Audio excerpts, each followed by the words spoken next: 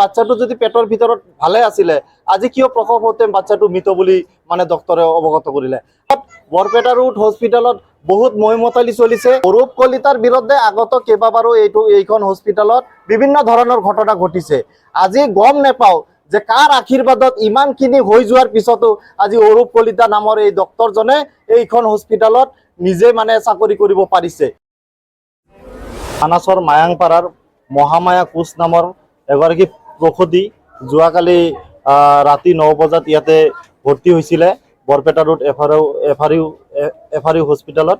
তো ভৰ্তি হোৱাৰ পিছত ডক্টৰে মানে প্ৰসূতিগৰাকীক চাই কেনে গোটেই ৰিপৰ্ট ঠিকে থকা বুলি প্ৰসূতিকো জনাইছিলে আৰু তেখেতৰ অভিভাৱক গিৰিয়েক আছিলে উদয় কোচ তেখেতকো জনাইছিলে। তাৰপিছত ৰাতি যিমানে হৈ যাই আছে মানে কি কয় প্ৰসূতিগৰাকীৰ পেটৰ বিষ হৈ আছিলে। পেটৰ বিষ হৈ থাকাতে গাৰ্জেনে ডক্টৰক ৰাতিটো সুধিছিলে যে কেনেকুৱা ধৰণে আমাৰ পেচেণ্টটো ঠিকে আছে না নাই। কৈছে পেচেণ্টটো ঠিকে আছে আৰু বাচ্চাও ঠিকে আছে, নৰ্মেল ডেলিভাৰী ৰাতিপুৱা হৈ যাব। তেতিয়াহ'লে মানে কি কয় গাৰ্জেনে একো চিন্তা কৰা নাই, কিন্তু দেখা পালে যে ৰাতিপুৱা যেতিয়া নেকি মানে প্ৰসৱ হ'ল তেতিয়া মানে বাচ্চাটো মানে মৃত বুলি ডক্টৰে জনাইছে। কিন্তু চাওক আমাৰ এটা প্ৰশ্ন উদয় হৈছে, যদি গোটেইখিনি ঠিকে আছিলে, যদি গোটেইখিনি ৰিপৰ্ট ঠিকে আছিলে, বাচ্চাটো যদি পেটৰ ভিতৰত ভালে আছিলে, আজি কিয় প্ৰসৱ হতে বাচ্চাটো মৃত বুলি মানে ডক্টৰে অৱগত কৰিলে। আৰু যদি কালি যদি ডক্টৰে কিবা মানে গম পাইছিলে যে বাচ্চাটো পেটৰ ভিতৰত মৃত বুলি, তেতিয়াহ'লে কালি গাৰ্জেনক জনাব লাগিছিলে।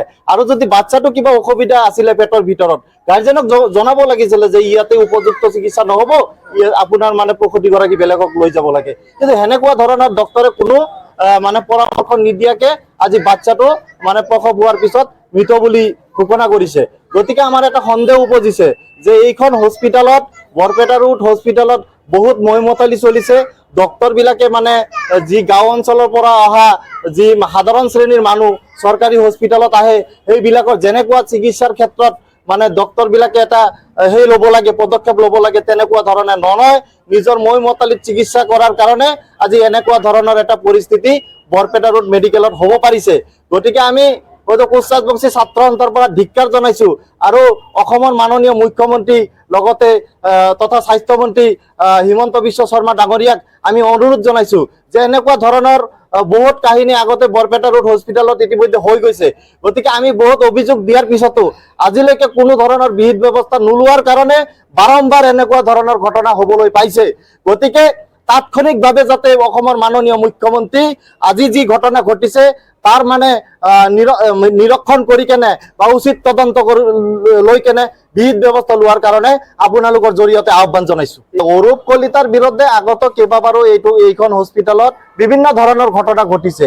আজি গম নেপাওঁ যে কাৰ আশীৰ্বাদত ইমানখিনি হৈ যোৱাৰ পিছতো আজি অৰূপ কলিতা নামৰ এই ডক্টৰজনে এইখন হস্পিটালত নিজে মানে চাকৰি কৰিব পাৰিছে।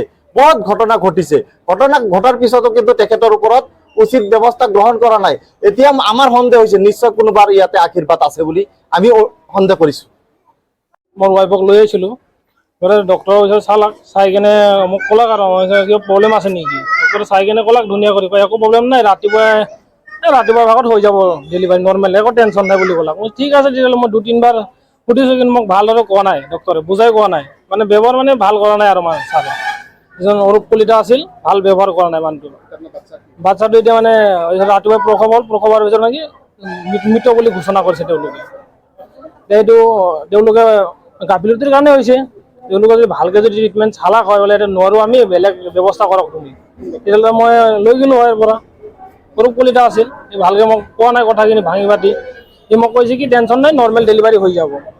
তেতিয়া আপোনালোকৰ কিবা দি জনাব খোজো সাংবাদিক বন্ধুৰ কিবা দি অসমৰ মুখ্যমন্ত্ৰী আৰু স্বাস্থ্যমন্ত্ৰী তাত এইবিলাক ভালদৰে নজৰ দিয়ে। গৰীব দুখীয়া মানুহ আমি আহোঁ বোলে ভাল উন্নত চিকিৎসা পাম বুলি, কিন্তু এনেকুৱা যদি হয় মোৰ লগত আৰু মানুহৰ লগতো হ'ব পাৰে এনেকুৱা, যাতে পুনৰ এইগিলা নহয়, যাতে ভালদৰে আমাৰ মুখ্যমন্ত্ৰী আৰু স্বাস্থ্যমন্ত্ৰী এইবিলাক চকু দি ভালকৈ নিৰীক্ষণ কৰি চায় আৰু এইটোৰ ওপৰত বিহিত ব্যৱস্থা যাতে লয়, এইখিনিয়ে মোৰ কথা। ডাক্তৰে মানে আহি চাইছে, চাই কিনে কৈছে মই গমেই নাপাওঁ, তাহাৰ লগতে গৈছে আশা কৰ্মী আৰু আমাৰ বাইদেউ একজন আছে, তাহাৰ লগত গৈছে কিবা। তাৰপিছত 3টা মানত মানে বেদনা উঠছে। এই নাৰ্ছগিলা আহি চাইছে, পিছত চাই কিনে পিছত আৰু 1 ঘণ্টাৰ পিছত লৈ গৈছে, 5টাতহে হৈছে। বাচ্চাটো এথেনটো মৰছে। যোৱাকালি মানাছ মায়ংপাৰাৰ অন্তৰ্গত মহামায়া কোচ নামৰ এজনী প্ৰসূতি আমাৰ এই বৰপেটাত চৰকাৰী চিকিৎসালয়ত এডমিট কৰাইছিলে। তো আমি জনামতে তেওঁৰ প্ৰসূতি হোৱাৰ আগে আগে তেওঁৰ মানে যিখিনি চেকআপ কৰিছিলে, মানে যিখিনি ট্ৰিটমেণ্ট কৰিছিলে, সেই সময়ত সন্তানৰ মানে যিখিনি আপোনাৰ মানে গোটেইখিনি ঠিকে ঠাকে আছিলে। তো পৰৱৰ্তী সময়ত কি হ'ল, বাচ্চাটো মানে মৃত বুলি মানে হ'ল। এতিয়া কথাটো হ'ল, যিহেতু বাচ্চাটো যিহেতু আপোনাৰ ঠিকে ঠাকে আছিলে, মানে ভালে আছিলে, তো কেনেকৈ সেই বাচ্চাটো মানে পেটৰ ভিতৰত মৃত হ'ল। আৰু দ্বিতীয় কথাটো হ'ল, আজি আপোনাৰ এই মানে সুদূৰ মানে মানাছ ৰোডৰ পৰা যিখিনি মানুহ এটা মানে ভাল এটা আশা লৈ এই চৰকাৰী মেডিকেলত আহে, ভাল এটা উন্নত চিকিৎসা পাবৰ কাৰণে আশা কৰি আহে। কিন্তু তেনে ক্ষেত্ৰত কিছুমান চৰকাৰী মানে চিকিৎসকৰ গাফিলতি ভুলৰ কাৰণে এই সাধাৰণ মানুহখিনি আজি এনেকুৱা ধৰণৰ মানে এজন মানে সন্তান হেৰাব লগা হৈছে। গতিকে এইটো বহুত দুখ লগা কথা। গতিকে আমি আজি বৰপেটা ছাত্ৰ সন্থাৰ হৈ আমি উক্ত যি চিকিৎসক আছিল ডক্টৰ অলোক কলিতা, তেখেতক ইয়াৰ বিহিত ব্যৱস্থা লোৱাৰ কাৰণে আমি আজি এই চৰকাৰ ইনচাৰ্জক আমি এখন স্মাৰকপত্ৰ প্ৰেৰণ কৰিলোঁ। আমি আশা ৰাখিছোঁ মানে অনতিপলমে ইয়াৰ মানে বিহিত ব্যৱস্থা কৰি দোষীক উপযুক্ত শাস্তি প্ৰদান কৰাৰ কাৰণে আমি দাবী জনাওঁ। অন্যথা কিন্তু আমি পৰৱৰ্তী সময়ত কিন্তু ইয়াৰ আমি বিহিত ব্যৱস্থা লোৱাৰ কাৰণে বাধ্য হ'ম কিন্তু।